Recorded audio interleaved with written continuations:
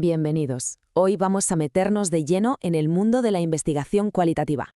Vamos a explorar esas historias, esas verdades que, la verdad, los números por sí solos no nos pueden contar. Y para empezar, lanzamos una pregunta que es, fundamental. ¿De verdad creemos que los números pueden contarlo todo? ¿Que una cifra puede capturar la complejidad de una experiencia humana? Vamos a pensarlo. A ver, en el mundo de la investigación es como si hubiera dos grandes filosofías, dos maneras de mirar. Por un lado, tienes la cuantitativa, que va por el dato duro, el número, lo que se puede replicar una y otra vez. Y por el otro, la cualitativa, que lo que busca es algo distinto, la riqueza, la profundidad del dato, el porqué de las cosas. Ok, ¿y cómo lo vamos a hacer? Pues este es nuestro plan de vuelo. Primero, veremos por qué los números a veces se quedan cortos. Luego, exploraremos la alternativa cualitativa. Después, nos pondremos prácticos y veremos cómo se consiguen esos datos. El cuarto punto será clave, cómo pasamos de un montón de palabras a conocimiento real. Y para terminar, reflexionaremos sobre el tipo de verdad tan particular que nos da este enfoque. Venga, pues empezamos por el principio. Apartado 1. ¿Por qué los números no siempre son suficientes? Y esta cita lo resume perfectamente. La idea es que cuando nos obsesionamos con estudiar a muchísima gente para sacar una media, un porcentaje, nos estamos perdiendo algo por el camino. Nos alejamos de la persona, de su historia única, de lo que de verdad sintió. Hay cosas que simplemente no se pueden meter en una hoja de cálculo sin que pierdan toda su alma. Entonces, si los números no nos dan la foto completa, ¿qué hacemos? ¿Cuál es la alternativa? Vamos a verlo. Pues aquí la tenemos, la investigación cualitativa. Y la clave está en la definición. No se trata de contar, sino de describir, de hacer una descripción súper rigurosa de un fenómeno, de un contexto, pero recogiendo datos que no son números. Son narraciones, son historias, son entrevistas. El foco está en la profundidad, en entender el contexto al milímetro. ¿Y cómo es esta investigación en la práctica? Pues fíjate, es todo lo contrario a algo rígido. Es flexible, se va adaptando. Es inductiva, que esto es muy importante. No parte de una teoría para confirmarla, sino que observa los datos y a partir de ahí construye la teoría. Es exploratoria, claro, porque busca entender las cosas en su ambiente natural, tal y como suceden. Y sobre todo, captura lo subjetivo, esa parte que los números dejan fuera. Muy bien, ya tenemos la teoría. Ahora vamos a la práctica. ¿Qué herramientas, qué métodos se usan para recoger todas estas historias y percepciones? Vamos a ello. La herramienta más básica, y quizá la más potente, es la observación. Tan simple y tan complejo como eso, mirar y registrar.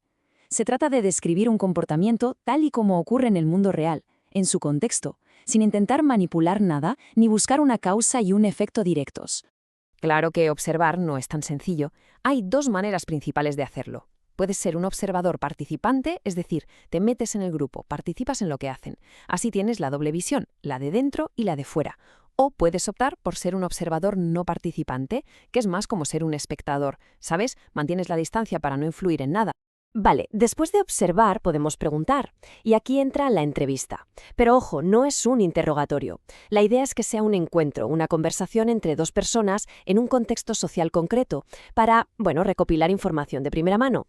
Y, por supuesto, no hay un solo tipo de entrevista. Las tienes superestructuradas, que son casi como un cuestionario con un guión cerrado. Luego están las semiestructuradas, que te dan mucha más flexibilidad para explorar temas que surgen. Y finalmente, las no estructuradas, que son básicamente una conversación abierta, un diálogo donde dejas que la otra persona te guíe. Y hay otra herramienta que es potentísima, los focus groups o grupos de discusión. Aquí lo que hacemos es juntar a un grupito de gente, entre 6 y 10 personas, para que hablen sobre un tema.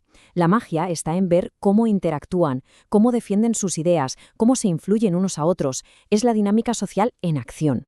Porque el verdadero valor de un focus group no está solo en lo que dice cada persona por separado, sino en la interacción. Se busca que las ideas salgan a la luz, que se identifiquen posturas, que haya incluso confrontación de opiniones. De ese debate es de donde se extrae un entendimiento mucho más profundo de cómo se forma una visión colectiva. Vale, hemos observado, hemos entrevistado, hemos reunido a grupos y ahora tenemos un montón de grabaciones, de notas, de palabras. ¿Qué hacemos con todo esto? ¿Cómo pasamos de este caos de datos a algo con sentido, a sabiduría? Pues aquí empieza el trabajo de detective. El análisis es un proceso para transformar todo ese material en bruto en algo estructurado. El primer paso es la codificación. Es como leerlo todo y ponerle etiquetas, códigos, a cada idea importante. Y el segundo paso es la categorización, donde agrupamos esas etiquetas en categorías más grandes para empezar a ver patrones. ¿Se entiende? Es un proceso de ir de lo específico a lo general. Eso sí, para que este análisis sea riguroso y no una simple opinión, las categorías que creamos tienen que estar muy bien hechas, tienen que cumplir unas reglas. Por ejemplo, tienen que ser mutuamente excluyentes, o sea que un trozo de información solo pueda ir en una categoría, no en varias. Y también tienen que ser exhaustivas, que significa que todo, absolutamente todo, tiene que poder encajar en alguna categoría. Esto es lo que le da solidez al análisis, lo que lo diferencia de una simple interpretación personal. Perfecto, ya casi estamos. Vamos a juntar todas las piezas del puzzle y a ver qué tipo de verdad, qué tipo de conocimiento nos ofrece esta forma de investigar. Y aquí está la diferencia fundamental, la filosófica. Los métodos cualitativos lo que buscan es comunicarse con las personas que estudian, entender su mundo. En cambio, los cuantitativos a menudo tienden a servirse de ellas para obtener un dato. Uno busca el diálogo, el otro busca la respuesta. Es una diferencia de enfoque brutal. Esto nos lleva a una especie de trueque. La investigación cualitativa es muy fuerte en lo que se llama validez interna.